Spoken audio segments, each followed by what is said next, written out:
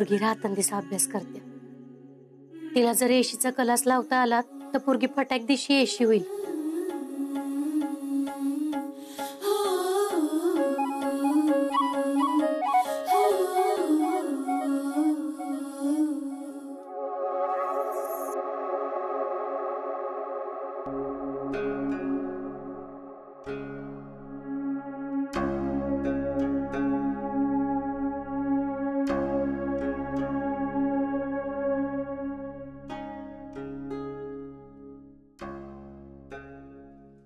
माझ्या सोन्याच्या 2 बांगड्या आहेत की कशाला कुणाकडे जायला लागतंय. पण कृष्णा उठायच्यात बांगड्या काढायला पाहिजे. ती एकदा का ती उठली की बांगड्या मोडू द्यायची नाही. अशे चेते की मला वैद देते की इकडे. आता आता पाग उजाडले. हो इकडे या. अगं काय आपला मोठा बंगला आहे तेव्हा तुझा आवाज माझ्यापर्यंत पोहोचणार नाही. बोल की तिथनच. हळू बोला. पोरगी रात्रभर अभ्यास करत होती. आताच झोपल्या. कशाला तिची झोप मोड करताय. ऐका कृष्णाच्या कलासचा पैसा भरायची मुदत संपत आली. आता काय करायचं. अहो माझ्या सोन्याच्या 2 बांगड्या आहेत ना बघा त्या मोडून त्यातनं भरू की कलासचं पैसा. अगं काय इडी बिडी झाली काय तू. हळू बोला की पोरगी झोपली ना बघा. अगं त्या महत्वाच्या बांगड्या द्या आणि त्या घाण ठेवून कसं चालेल. तेवढ्याच बांगड्या आहेत आपल्याकडं आणि घरात शास्त्र मार्ग काय करायचा म्हणल्यावर सोनं नकोय आपल्याकडं. 17दा सांगते हळू बोला म्हणून. अगं अगं गाव थुकल आपल्या. लोक म्हणतात नवरा बायको इडी झाली त्यांनी कशी पैशाची उधळपट्टी चालवली म्हणून. हे बघा गाव काय म्हणतंय त्याशी मला काय घेणं देणं नाही. मला पोरगीच्या शिक्षणाशी महत्व आहे. आणि तसं बी आडनडीला सोन्याचा उपयोग होत नसेल तर काय फायदा आहे. थांबा आली मी. अगं अशी ऐक की माझं. थांबा की. अगं थांब की अशी. नड्या आडीला तेवढेच आहेत आपल्याकडं. शिक्षणापर्यंत काय महत्वाचं आहे. माझा ऐक तू. हळू बोला.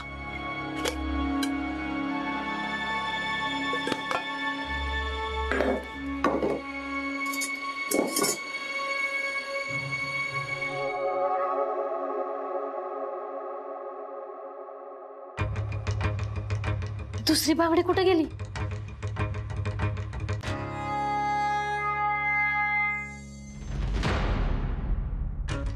कुठे बांगडी. बऱ्या बोलांना सांगायचं काय केलं बांगडीचं. अगं अशा मित्र काय करू. मला लय लोकांची दिन आहेत ग. काय करू तुमचं. लाज वाटते का सांगायला. लाज वाटते. तुम्ही तुमची लई नाटकं झाले. लई नाटकं झाले तुमची. लई नाटकं झाले तुमची. तुमची फार बिघडले तुम्ही. फार बिघडले पोरीची. एवढी कुठं अंगात तुमच्या. बोला की तोंड शिवलंय तुमचं. देवा नशीबच फुटकाय माझं. यो कसला नवरा दिलास मला. मामी कशा पाहिजे तुला बांगड्या. ऐकायला ना बघा. अगं मी कालपासून समजवते तुला. माझी मी बघते की क्लास. तू नको की टेन्शन घेऊ मामी. अगं पण कृष्णे आता एका दिवसात कुठं आणायचं पैसे. हे बघ त्याचं समज मी बघते. आणि मामा तू नग वाईट वाटून घेऊस. तू मजा करायला पैसे उडवल्यात का नाही का नाही. मामे आणि तू जरा बी टेन्शन घेऊ नको बाय माझे प्लीज. काय झालं असं काय मातीला आलेलं बसलाय. तू कशा पे आलायस. मी फक्त हे सांगायला आलो तू शिल्लक फक्त बाकी एकच आहे. काय. अगं शिल्लक एकच क्लास आहे आणि त्याचं पण ऍडमिशन संध्याकाळपर्यंत फुल होईल. त्यामुळे आपल्याला दुपारपर्यंत गेलं पाहिजे. बर चालतंय आज मी बी येते. अगं नको जातो आमचं आम्ही. आता तुमचं तुम्ही ठरवा. मी आलो घरनं जाऊन लगेच. नाही ह्या बारीला मी बी येणार. मला कलास बघायचा आहे. बर बाई चल मग. बरं आवर बघू. तुला कामावर बी जायचं आहे ना. आवर पडदिशी. हा चल.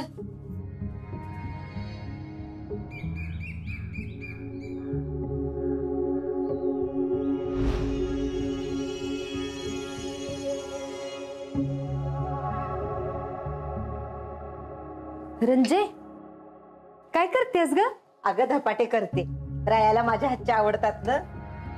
वय वय. आज आपल्या गुरुजीसनी बोलवलंय लक्षात आहे ना. आज त्यासनी विचारूया उपाय काय ते. Okay okay.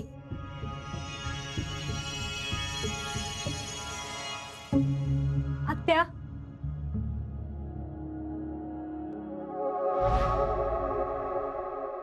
अंतरा तू कशी काय इकडं?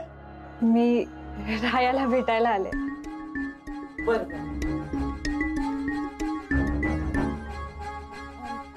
मी काही मदत करू का? मला वेगवेगळ्या रेसिपीज करायला आवडतात. नको, तू रायाला भेटायला आली त्याचीच गाठ घे. ते बरोबर आहे, पण रायाला काय आवडतं काय नाही ते पण मला कळू द्या ना. अगं खरं आहे, पण गुरुजींनी केलेल्या भाकितावर उपाय तर मिळू दे, मग तुला समज शिकवते. ते काय पण असू द्या, माझा नाहीये विश्वास असल्या भाकितांवर. तुम्ही नका काळजी करू. अगं मदनच्या बाबतीत केलेलं गुरुजींचं भाकीत खरं ठरले, त्यामुळे तुझ्या जीवाशी नाही खेळू शकत. अंतरा हा धर, रायाला नाश्ता नेऊन दे जा.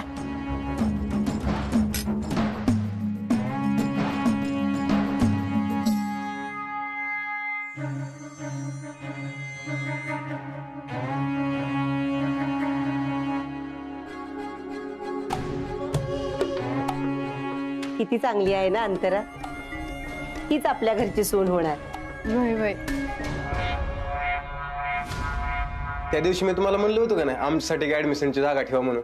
अच्छा अच्छा, ही आहे का ती मुलगी? हा हीच आहे. आज आम्ही फॉर्म भरू शकतो? हो भरू शकता. काय घेणार, चहा का कॉफी? बघितलं का कसा आहे आपला वट.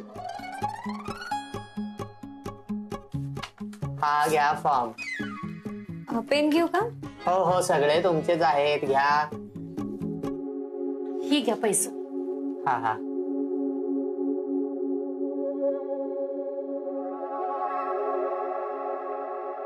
अहो हे तर 25,000च आहेत. 80,000 रुपये फी आहे. 40,000 होते ना का? अहो किती लेट आलात तुम्ही. तुमच्यासाठी सीट मॅनेज करून देणार आहे, त्यासाठी 80,000 रुपये फी आहे. त्या दिवशी तुम्हाला म्हणलं होतं की आमच्यासाठी एक शिल्की जागा ठेवा म्हणून. होय बरोबर आहे. तुम्ही येणार नाहीत असं वाटलं म्हणून ती सीट मी दुसऱ्याला दिली. हवा असं काय करताय? आमची पोरगी लई हुशार आहे, तिला थोडी मुदत वाढवून द्या की. 15,000 देतो आम्ही आणून, आणि 40,000 तर आमचं काम करावं. 80,000 तर आमच्याच्याने काही व्हायचं नाही. नाही तसं नाही होणार. हवा असं नका करू. माझी पोरगी अख्ख्या कॉलेजात पहिली आल्या, आणि तिला जर तुम्ही तुमच्या क्लासमध्ये घेतलं ना तर ती तुमच्या क्लासचं नाव लई मोठं करल.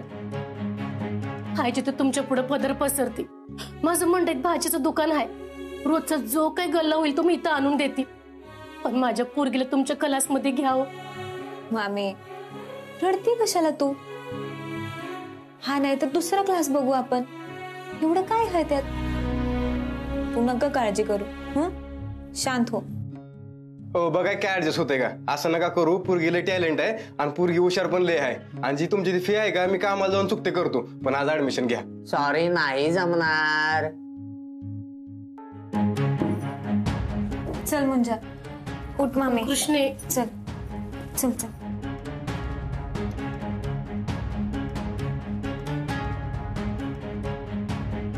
उगाच गेला वेळ वाया.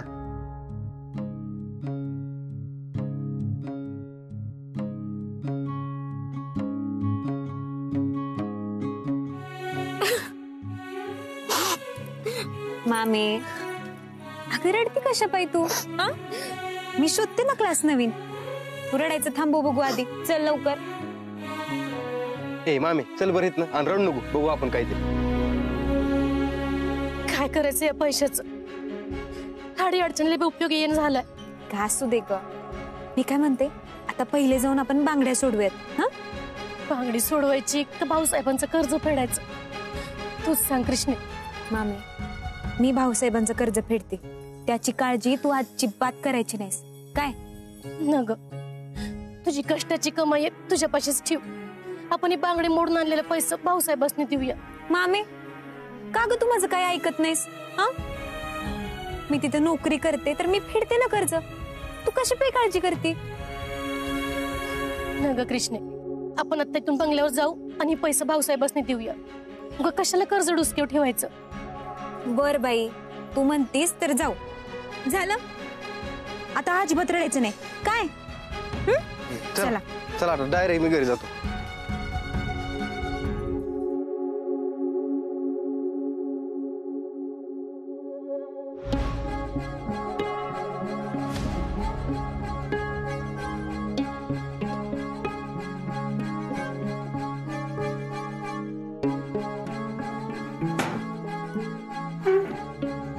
अरे अंतरा, राया हे तुझ्यासाठी. अरे वा, थँक्यू.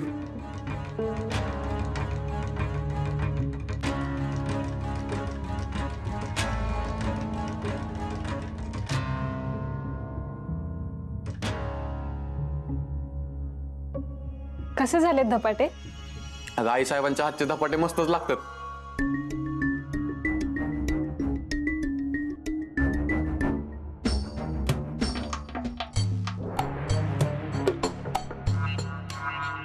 मी एवढ्या लवकर नटून थटून तुझ्यासाठी आले. धपाटे मी बनवले नसले तरी तुझ्यासाठी घेऊन आले. त्याचं तुला काहीच वाटत नाही का?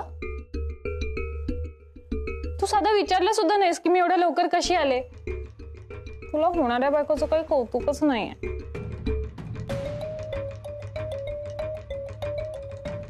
राया चल ना आपण कुठेतरी फिरायला जाऊया.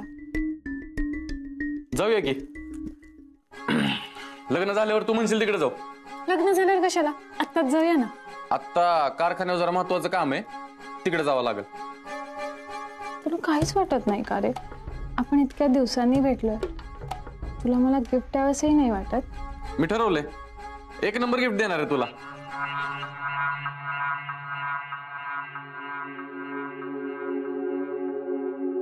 आई साहेब,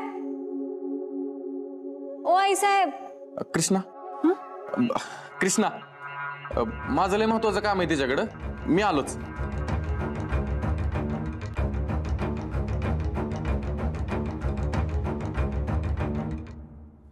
अगं कृष्णा, बरं झालं आलीस तू. ते स्टॉकची फाईल दाखवायची होती तुला, गोडाऊन मध्ये ठेवली. चल जाऊया. Yes sir.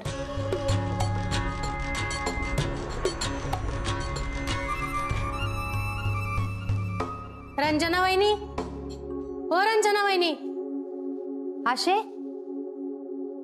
काय ग, आज लिस्ट द्यायच्या आधीच भाज्या घेऊन आली असवी. बघू दाव काय काय आणले. भाज्या नाही आणले ती, माझं रंजना वहिनीकडे जरा वेगळंच काम आहे. रंजना वहिनी, ओ रंजना वहिनी. अगं होय की, असं काय महत्वाचं काम आहे जी मला सांगू शकत नाहीस? तुम्ही वहिनीसनी बोलवा ना, मी त्यांनाच सांगते. ती फोडणी देत्या, त्याच्यामुळे तिला येळ लागल.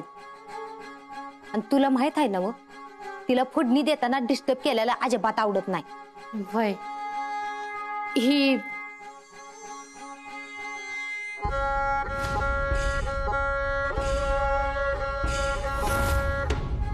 भाऊसाहेबांकडनं 40,000 रुपये घेतले होते, त्यातले 25,000 रुपये दिलेत म्हणून सांगा. आशे काही ऍडबिड लागलं काय तुला? सोपांनी किस्त पैसे घेतले ती ही माहित तर आहे का तुला? हो पण त्या दिवशी 40,000 रुपयेच नेले तर की. गुले,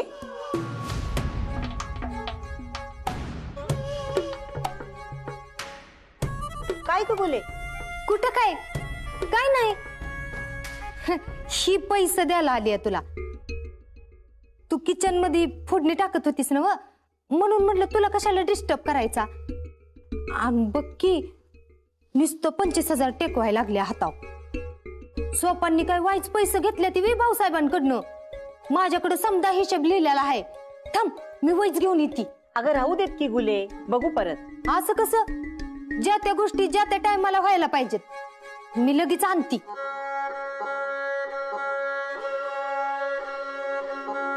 अगं मी एवढ्या लवकर कशाला, निवांत आली असतीस तरी चाललं असतं.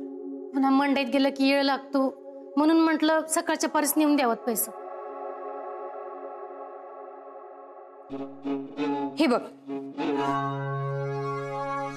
1.5 लाख रुपये घेतले ती सोपांना, आणि त्यातनंही 25,000 कट केलं की 1.25 लाख रुपये राहिलं. एवढं पैसे घेतलं सोपांनी? वय तर. आणि हे काय खिरीत सराटा घेऊन आल्या. 1.5 लाखाचं 40,000च केलं की बयानं. म्हणजे बाजारात जशी गिरायकासनी गंडा लावतेस तशी आम्हाला बी गंडवायला लागलीस वी ग. हो नाही हो, शपथ सांगत्या, यांनी मला 40,000 घेतलेलं सांगितलं होतं. गप बस की गुले, का मध्ये मध्ये सारखं बोलायचंच. मलाच गप्प बशीव तू आणि ह्याच ठेव डोसक्यावर चढवून. बर ते राहू देत, हिशोब काय होत राहील. आलीयस तर मला स्वयंपाकाला मदत कर आजच्या दिवस. वैजी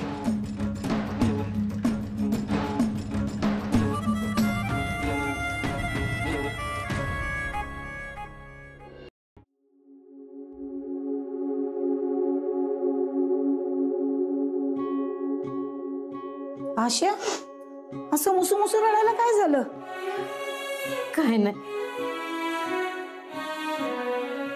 बरं बाई, मला सांगायचं नाही असं ठरवलंय काय तू? होय आजी, माझ्या नवऱ्याने मला कुठं तोंड दाखवायला जागा ठेवली नाही. जिथं जाईन तिथं उधारी हायच. मी पोरीच्या शिक्षणासाठी पैशाला पैसा लावून ठेवते आणि हे जिथं जातील तिथं उधारी करते. जीव फार नको नको झालाय. अगं मग रडते कशाला?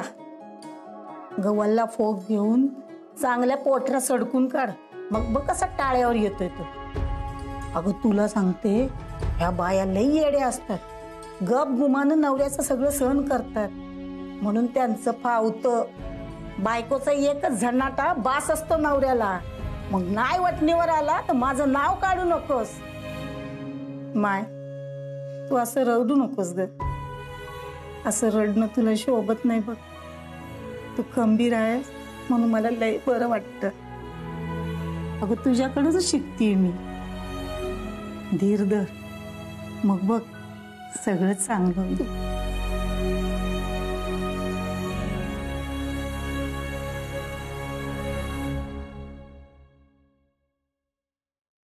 शुभलाभ शुभलाभ गुरुजी या, शुभलाभ शुभलाभ बसा. शुभलाभ. तेवढं चहा पाण्याचं बघ. हा, त्याची काय गरज नाहीये.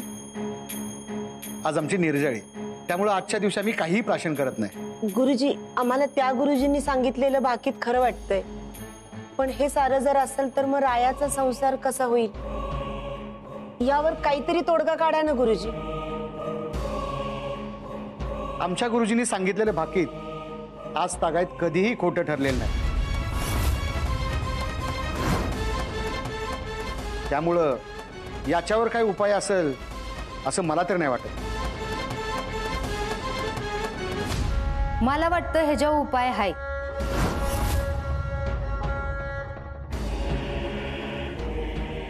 मी सांगू का? म्हणजे तुम्ही म्हणत असताल तर सांगती. हो बोला. आपल्याला गुरुजी काय म्हणलं? रायाची होणारी पहिली बायको अल्पायुषी असेल. ह्याचा अर्थ दुसऱ्या बायको बरोबरचा रायाचा संसार सुखाचा होणार आहे. म्हणजे तुला नक्की काय म्हणायचंय? अगं म्हणजे एखाद्या गरीबा घरची पोरगी आपण रायाची पहिली बायको म्हणून आणू, यादी मी शादी करून टाकू आणि ती गेली. गुरुजींचं भाकीत एकदा का खरं ठरलं की मग अंतराचं आणि रायाचं लगीन लावून देऊ. म्हणजे ह्या दोघांचा संसार सुखाचा होईल. अरे वा, किती हुशार आहेत या. होय ग अंतर, तुला चालेल ना रायाची दुसरी बायको म्हणून या घरात यायला?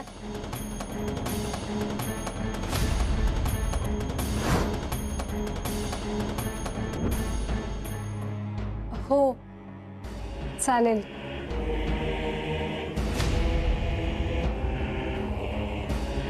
गुले, तू म्हणतीयस तसं होणार कसं? कोण देणार पोरगी?